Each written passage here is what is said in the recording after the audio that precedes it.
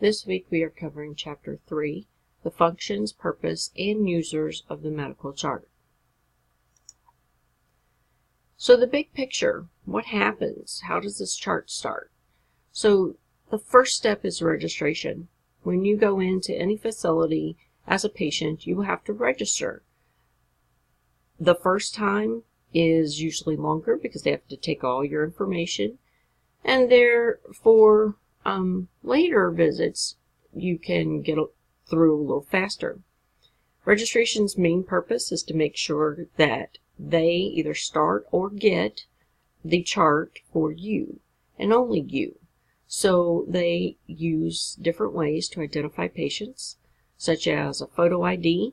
Sometimes you'll have that picture taken of yourself when you register, but lately a lot more people are doing biometrics. This is most commonly with a thumbprint.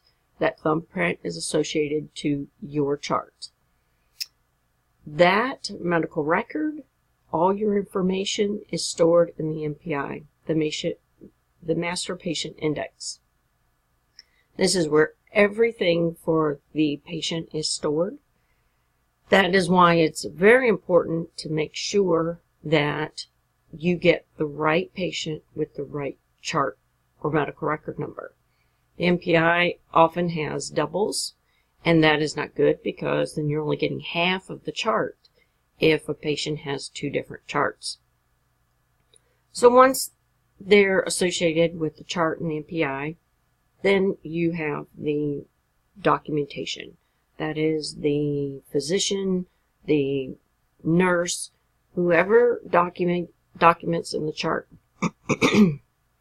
Based on that documentation, the charge master will assign a code, and that code is what they are billed for. So let's say when you go in and you get a Tylenol, in the charge master there is a list for Tylenol, how much it costs or what they're billing, and then there's a code associated with it. Sometimes the actual charging can be done in the department where it happens, or sometimes it is then done later in the billing and coding department. Most places, such as hospitals, will do that billing right there in their department, and it basically is just a click of the button in your record. So now you've got all that documentation, charge master, everything goes to the Health Information Management Department, and from there they would bill or code the chart. It also is going to be where it is stored. Now, in the physical chart, that is easier to see, but in the electronic chart, you kind of have to think of it in your head as the HIM is the database for all charts. So what are the functions of the HIM department? There are many functions. These are several of them: the release of information, transcription, coding, data analysis, storage of the charts, and liaison. The liaison that role is typically between the physician or nurses and the IT department. We know how to speak the language of the IT or the practitioner side, so we're kind of the middleman, really an integral part of making decisions about that health record.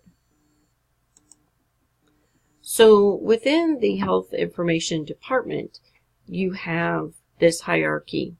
At the top you have the director, and then you branch off into supervisors. Some facilities do not have that supervisor level, and they just have the HIM department manager or director have that management position as well for coding and supervisors. For coding, you see the inpatient, outpatient. Sometimes that is outsourced, which means they send the work to another organization that then does the coding and it comes back to the health record. I put this in here because a lot of people think that they're going to go into coding and work from home. You possibly could, but you will not work from home right out of school. Most people, even places that take you in, they will require you anywhere from 6 to 12 months to be on site. And that's a good thing because you wouldn't want to be at home by yourself, with questions. And those seasoned coders have already kind of come across those questions and have answers. But anyway, let's go over to the clerical staff. Transcription, release of information, those are sometimes outsourced. Most of the time they are.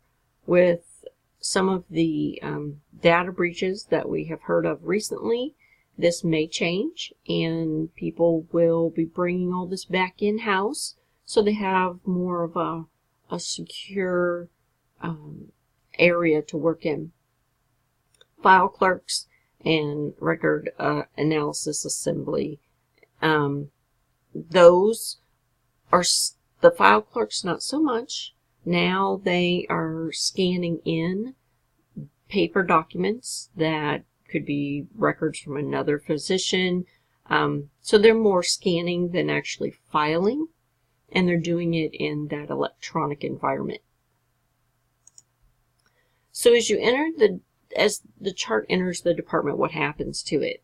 There's that quantitative analysis where you're looking to make sure that if the patient had a consult, that there is a consult record or report in the record.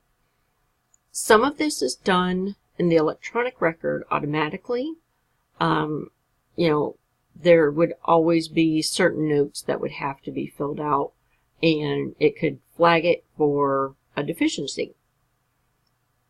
Then you also have a qualitative analysis. This is where you're going to look and make sure that the documents are signed, that they're dated, that all of the, if John Doe is the patient, that his name is all through the chart and spelled correctly. This is more in-depth look at everything.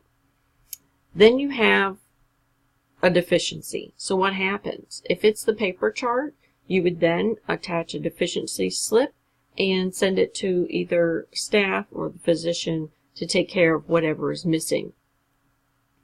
Within the electronic record, there are still flags, and the flags are set there, and the person who is deficient will have that flag pop up for them. So once it's in the HIM department, you see 1, 2, and 3. We've already gone through that. So now it's going to go to coding. Coding is where we're going to do that final review of the chart, because you have to read everything to make sure that the chart is going to support the codes that you give it. If the coder has a question or something is not clear, they do a query and they send that back to the physician to clarify a little more on what they mean. For example, if he wrote hypertension and in coding you need to know if it's benign or malignant, then they would send it back for more clarification. This can also be done in the electronic record. You're just doing it in a virtual area than a physical, taking a chart from one spot to another. So once all of that is taken care of and it gets coded, then it can go to several areas for those deficiencies. I have those down there to other physicians, but once it's all completed, it's going to go to the main file, and that would be a physical file being filed away, or it's just going to have all of those flags and everything taken off of the electronic chart, and it will then reside on the server. So where does the HIM department fall within, the whole organization? This is an organizational chart for a hospital in Champaign, Illinois. And as you can see, the health information management and patient access is under the CFO. Lots of organizations do put it under the chief financial officer because they are the ones that are billing and coding, and that has to do with the bottom line, the finances of the organization. But as you can see, they're in the middle of everything. You can't just say that we're in the basement and we just file charts anymore. You will be reaching out to all the other departments at one point in time. So what are the roles of the professionals in the electronic record? Well, most, and it's a very big department, is the data. You want to manage it, make sure that it's all there. You want to be able to ensure the privacy and security of that chart. And then the other thing is we use the data that can be driven or pulled from those charts to analyze. For example, if you want to know if you want to open up a cardiac rehab center, you want to pull the data to see how many cardiac patients you have in a year. Is it worth opening up the center financially? How many people come in and are discharged within 2 days? Things like that you'll want to know. The HIM department is the department that will have that information. You also are a very big part of designing forms that may go into that system. You know the law of what needs to be in a chart. You know how long you need to keep it. You are the person who knows all those small itty-bitty parts that other people may not know about the record. That makes you a very important part of the team. So as we are looking at things that we need to do to be part of that big picture, have a seat at the table, so to speak. I've put in some of these specialty credentials that people can get. After you get your RHIT, then you can start specializing. If you really like to know about privacy and security, and one day you might want to be a privacy and security officer, they have an extra credential for that makes you kind of an expert in that area. And I just wanted to show them to you just so you knew that they're out there. Another place that you can look is on the AHIMA website.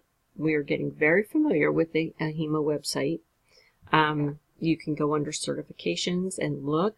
There's the coding, specialty certifications, just your regular HIM certifications.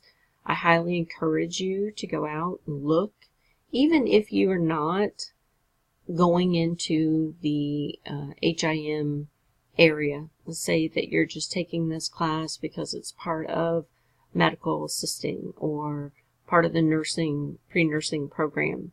It's important to know how these people, what their specialty is, because you may have a major project and you know who to look for that's going to be able to get you the information you need.